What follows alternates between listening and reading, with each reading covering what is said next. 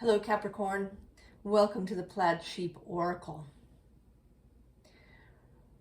Well, your reading is lovely. Spoiler, there are a bunch of aces, 6, make an appearance, but not the Ace of Pentacles, which is interesting since you are an earth sign. And maybe, well, I don't know, maybe I won't speculate until we get to the end of the reading because new things always come up. And maybe my idea about that is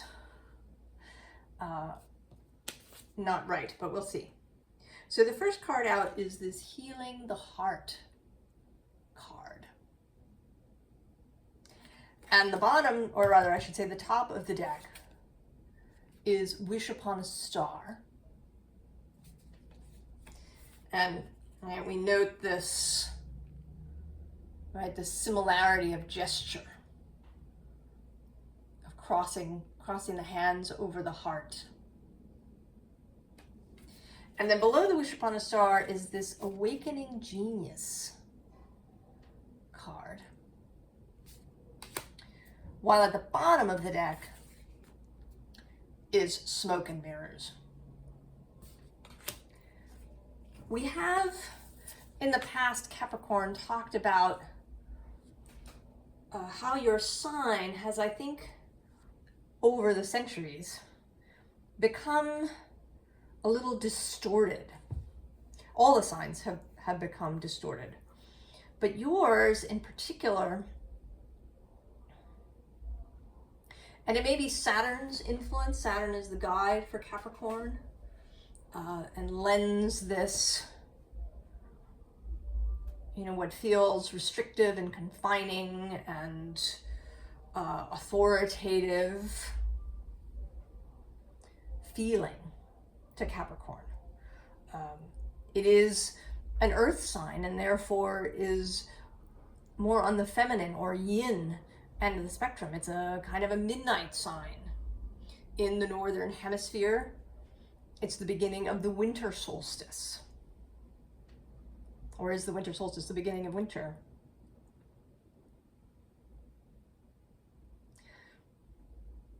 Right, a time of darkness, of, going within. And yet it also has this element of achievement, of rising higher and higher. And there's the two symbols. There's the mountain goat that climbs up, up, up skillfully and easily. But then there's the sea goat, which is the original symbol. And that's a much more yin idea. A creature that is kind of amphibious and lives under the ocean and has a fish's tail.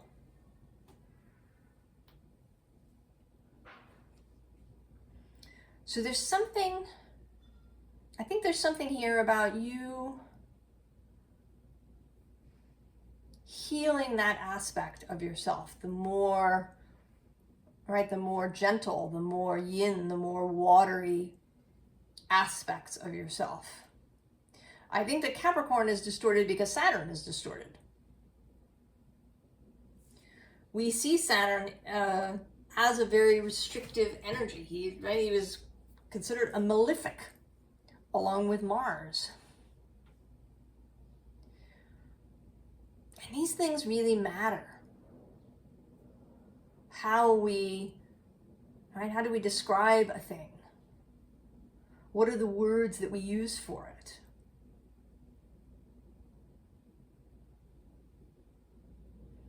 And that we were, as astrology was developing in Babylon and Egypt, there was also this expansion of the city-state,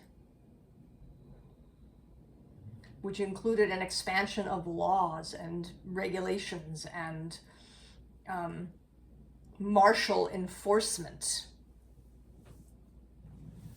and a really top-down governance.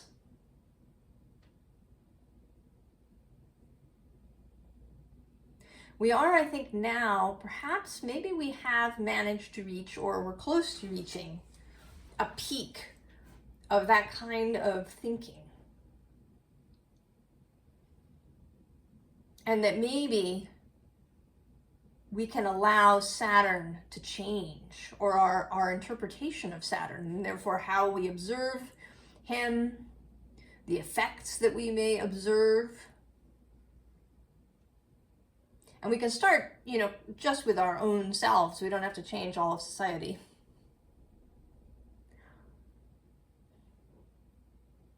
But just how we see Saturn. I've had my own struggles with that energy. I have Saturn in a prominent place.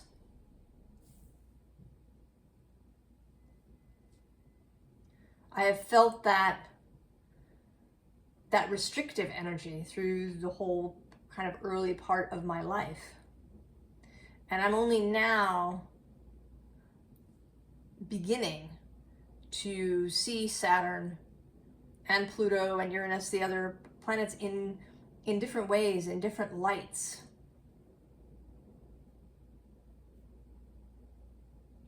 So there's something here about you healing that aspect of yourself. If you've always felt, a call to achievement,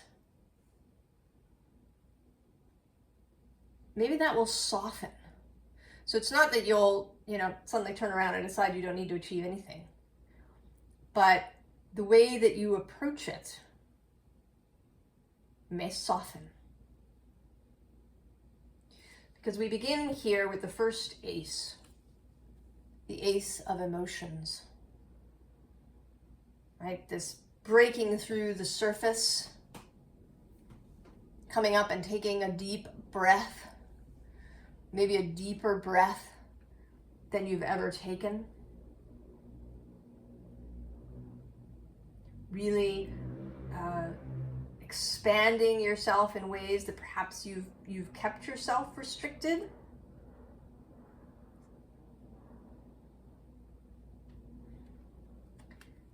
Below that is the Muse of Voices. And that it is this deck in particular that we begin with. A deck that doesn't have kings or queens, really. I mean, there are queens, but they have, right, it's a less royal kind of aspect.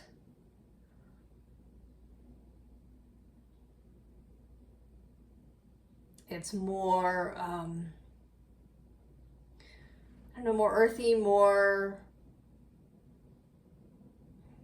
I don't know what the word I'm looking for is. Maybe it'll come to me. But there are no kings, there are muses. So that you can soften your relationship with life.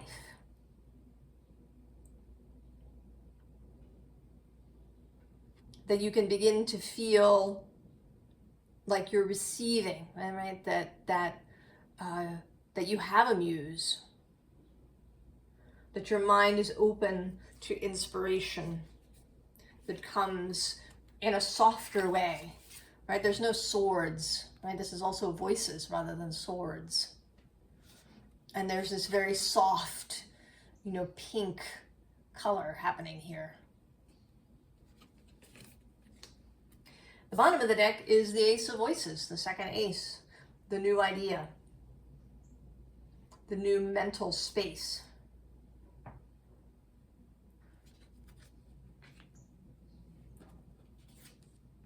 And it may be, because that ace is at the bottom of this deck,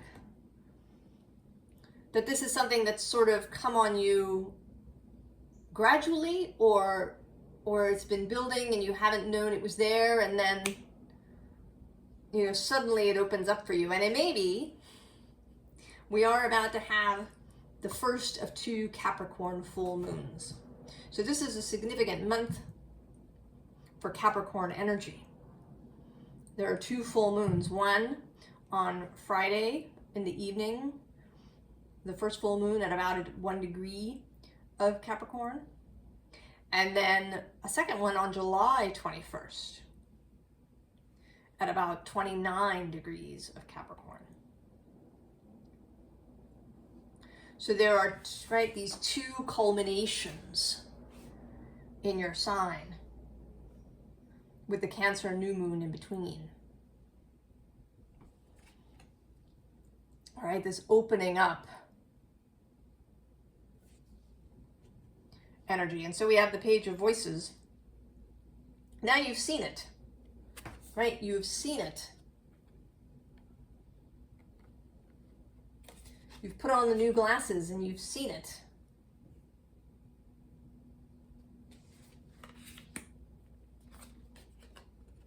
And that allows for greater speed. The Eight of Inspiration, movement, rapid movement, and focused movement forward. And then also the Ten of Inspiration. So the completion. It's like, right, we go from 1 to 10 in a really short period of time. Maybe between these two full moons, if you're watching this when I record it.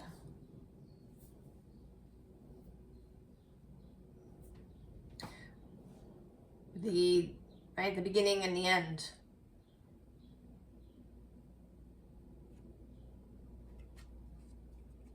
So then we have the Hanged Man. The new perspective. And here a very soft, again, Hanged Man. Right, with this rose that she's holding. And there's roses up here where she hangs from.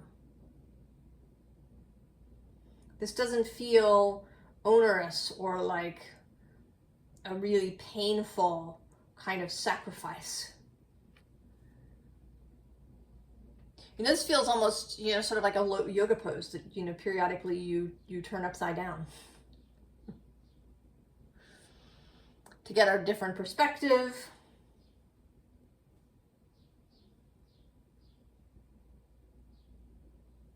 To have the body in a different position.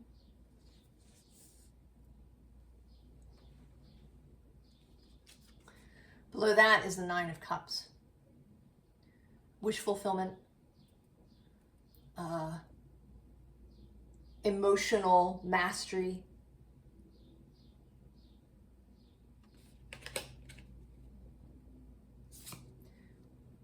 And the bottom of the deck has the Hermit. And this Hermit is very magician-like to me because she's got this, you know, magic red flame inside her lantern. And she's got this raven. There's a whole, right, this is the Hermit magician. This energy that maybe is also, again, unseen, happening in the background.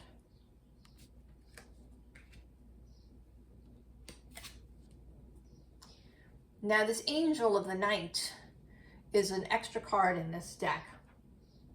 And it's about really coming to know and see and be yourself. So finding this, right, this watery energy, this receiving energy that I think Capricorn has. I'm going to say that Saturn receives.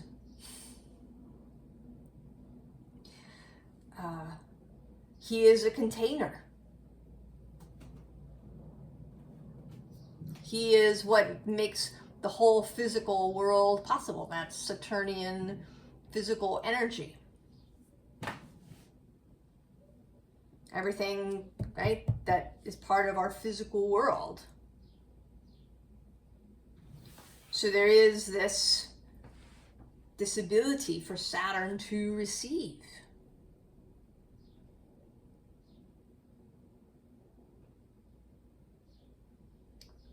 I kind of think, you know, yeah, I do refer to Saturn as he. Saturn was a male god. But from my perspective, only Mars and Venus really embody kind of male and female, masculine and feminine energy. That's kind of their job. That's their purview, their space. Where the other planets don't really have that. They each have kind of an ability for both energies. And I think that Saturn, while he can be, right, there can be this sense of containment that is very masculine, the holding, the supporting, the achieving, the building. But there is also the receiving, right, as the earth receives.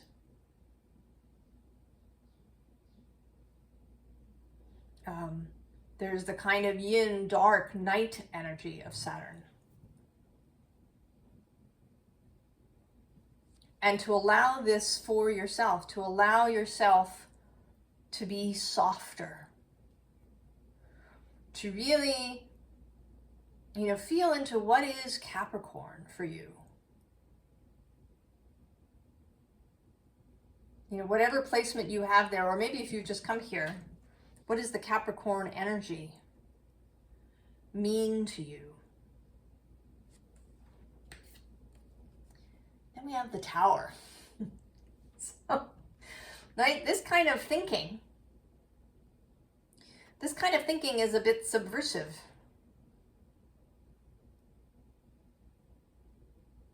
Right? Whenever we take long-held truths, long-held beliefs, long-held teachings, ideas, and, begin to change them up and look at them differently, this can create a lot of discomfort for ourselves and our own body, as well as for the other people that we deal with, if we start doing things differently as a result. If we start saying stuff, making suggestions. I say all kinds of things on here that are, I don't know that I would call them controversial necessarily. They'd certainly be up for argument. We could say that. Like the idea of Saturn having this receiving quality, this absorbing quality. Right, like moist earth. Personally, I think we're already in the age of Aquarius and that we've been there since the 17th century. That's another one. So there are things that that will change one's outlook and that then can change many more things after that. Ace of Cups repeating. And here, you're already more comfortable, I think, around the emotional thing, right? Here you were just breaking through the surface, taking your first breath. And here you're really beginning to bask in your own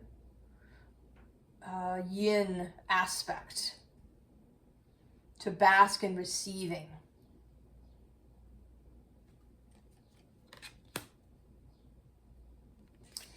And then we get the Ace of Wands.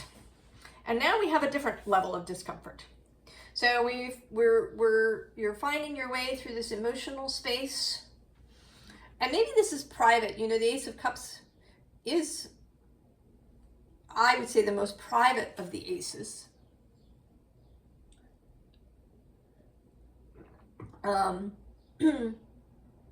There's a lot of, internal stuff happening that might not show on the surface. And now we have the Ace of Wands, which is maybe where this begins to head out into the public. when you start showing up differently in your job or in your family, when you change how you do things.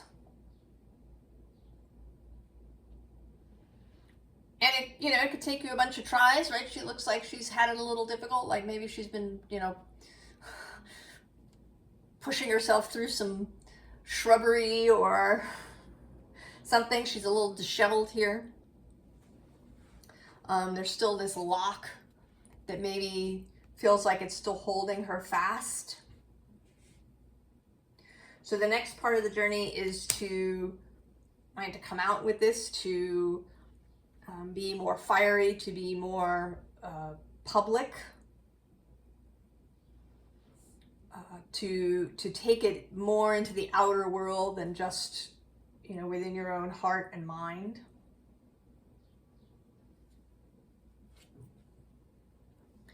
So then we have the 7 of fungi. What is sprouting?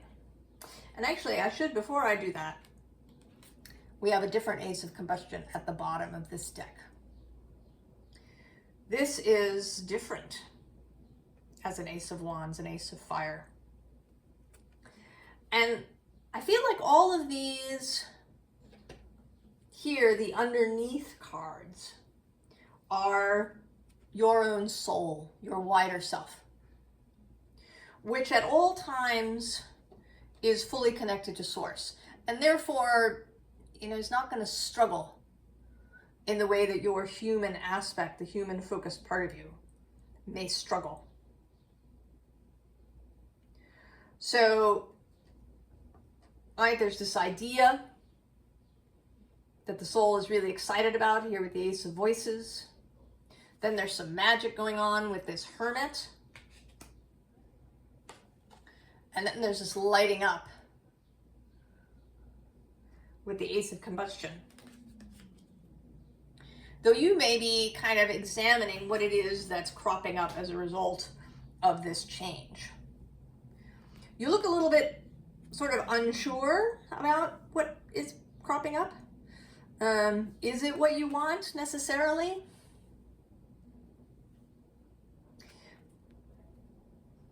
But I think that may be kind of more of, right, of this smoke and mirrors energy that's about anything that has been kind of laid on top of you, that you've laid on yourself for how you're meant to appear in the world, how you're meant to get things done. If we say that, right, that this is your soul, this is your soul revealing, right, the smoke and mirrors. What isn't really real, what are just, you know, ideas and beliefs that you might have. And below this card, we have the High Priestess. That ability to know what's really true. To receive communication from this wider self that may be getting clearer and clearer. Because then we have the Sun and clarity.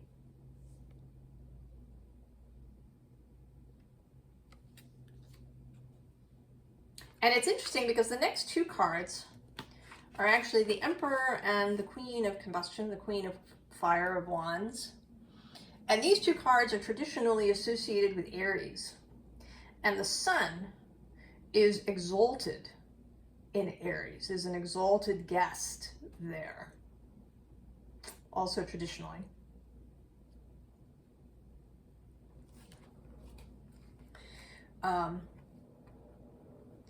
So these are ways,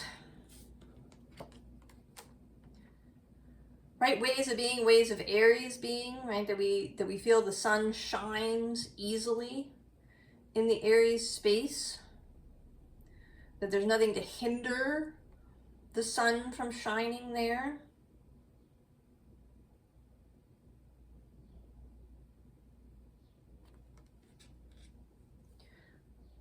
To right? To take a lesson from that. You know, because I associate the Emperor card actually both with Aries and with Capricorn.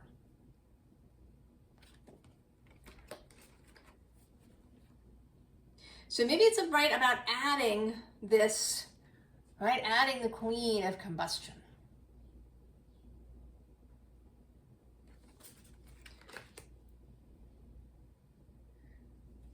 In order to, right, to find a comfort level for yourself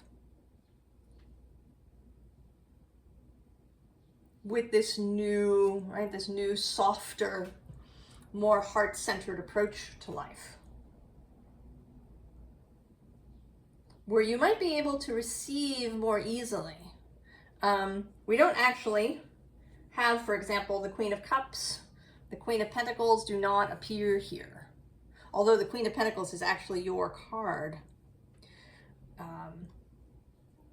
But I think that receptive nature has been occulted for Capricorn.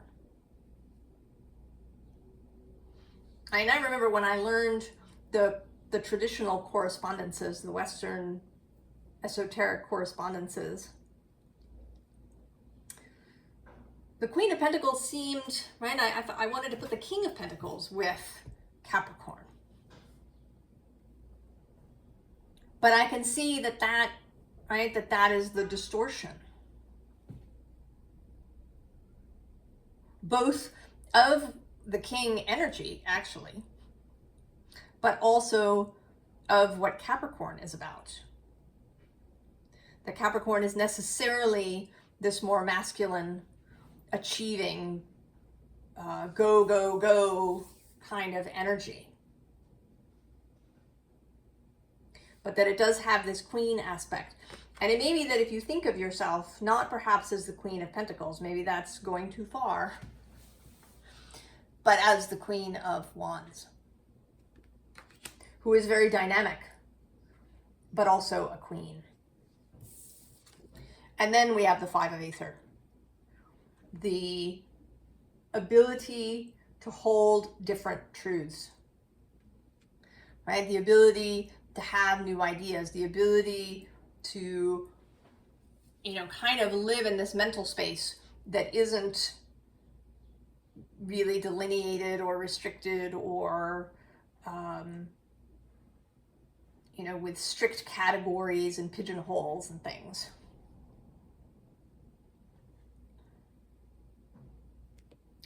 Loosening up, Capricorn. So Dragonfly Spirit, change. And right below that, playfulness. Another energy that I don't think most people would associate with Capricorn. All right, playful, that's kind of Leo or maybe Gemini energy.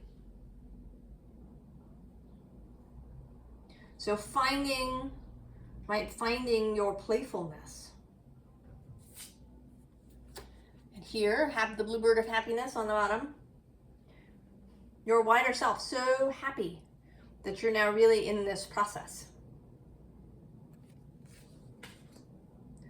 That you're really seeing it. Really feeling it. Really prepared to come out and show it. To change the way that you move and act in the world. And that you are really brave, I want to say. It does take courage because we end up feeling, we do feel really uncomfortable when we make these changes. I've had quite a bit of experience with that, even in just these last months.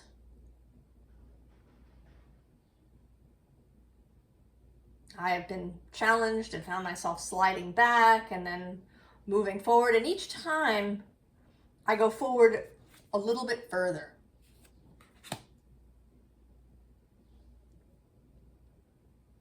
The slide back is not so far. It's shorter. I can bring myself back more quickly. And you are good at practice. That is an earth sign thing.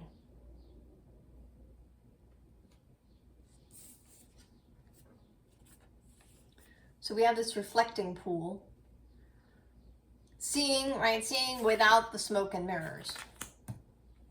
Seeing the self for real in the water. And then renewal. With the frog, the amphibian energy, that sea goat energy. And then wisdom.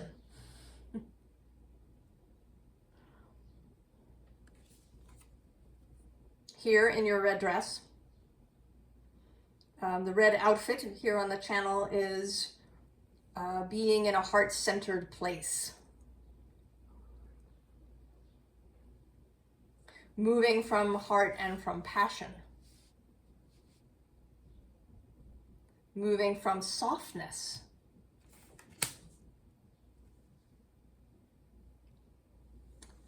So, advice. I mean, we've had some, right? You do it over and over. Every time you run into something that triggers you, into previous patterns and behavior, you move back out of it as soon as you are able.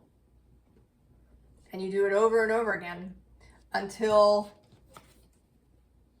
it's second nature. So, perspective. Being able to switch that perspective. And right below that is the 6th cup, the Ace of Cups.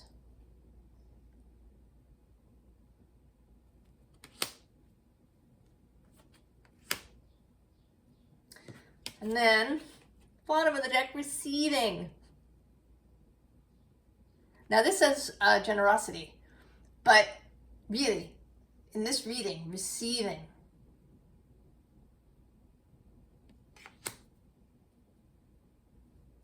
Your soul, your wider self, receiving. So we have beginning, yeah. Begin again and again and again and again until you don't need to anymore.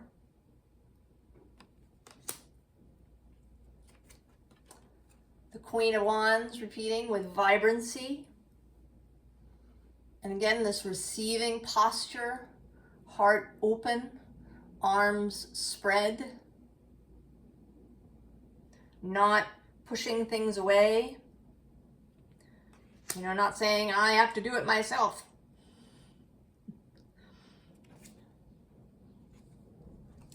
And then the King of Wands with leadership. Leading your own life. Not leading other people's, not answering to this smoke and mirrors energy. Not concerning yourself with how the tower is received by everybody. When you act in integrity, then you are not responsible for other people's feelings.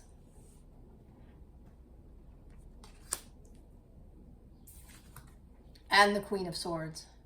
And this particular Queen of Swords, who has this, right, sort of softer aspect. She's not holding the sword aloft.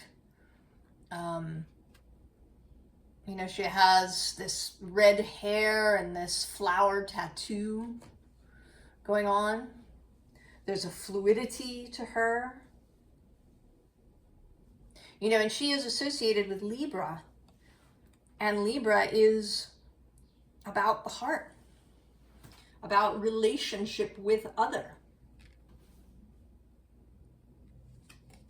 And also, I think, with the self. I think that's part of the Aries-Libra axis. The self and then the relationship with the self.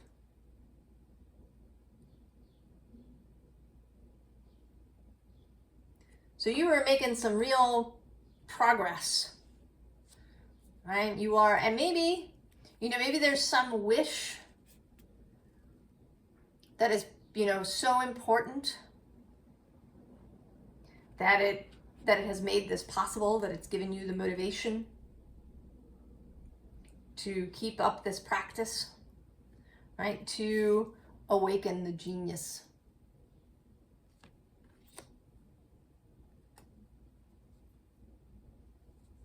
To make connection to the muse.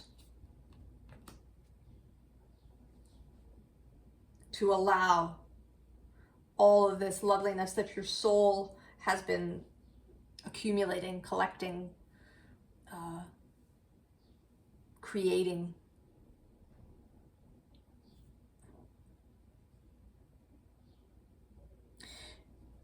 You know, I said that the Ace of Pentacles didn't come out. And I went and I looked for it in all of the decks. And the one spot where it seemed the most appropriate. Well, I don't know, maybe I'll do all of them, why not? So in Boadicea's deck, the Ace of Fungi is between this kind of flaming, rushing forward Boadicea energy, and then the Knight of Ether coming in with a new idea. And then in the de la Nuit, between this fast-moving Eight of Wands and the Queen of Cups, here showing up with her rose, I sort of feel like this is the same person, right? Growing roses and learning, right? Learning to see things from an alternative perspective.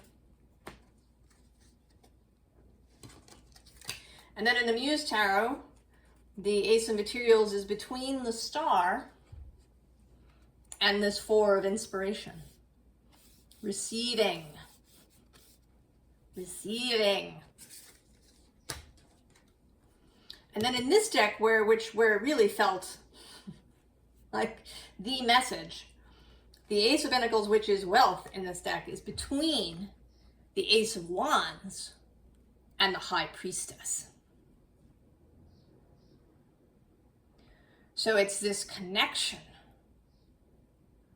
that is going to yield the Pentacle.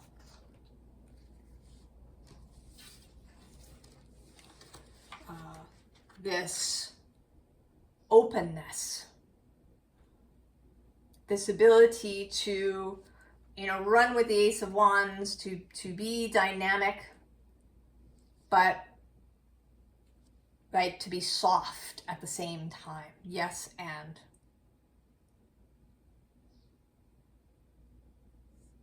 you're really learning to practice this, Capricorn. This openness, because the achieving, you had that. So what you're practicing is the receiving, is the openness, and the ability to hold that energy,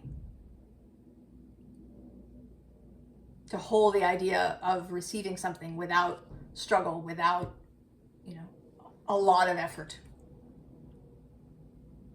in the physical world. I hope this is helpful. I hope it made sense. I wish you the very, very best, Capricorn, and I'll see you next time. So long.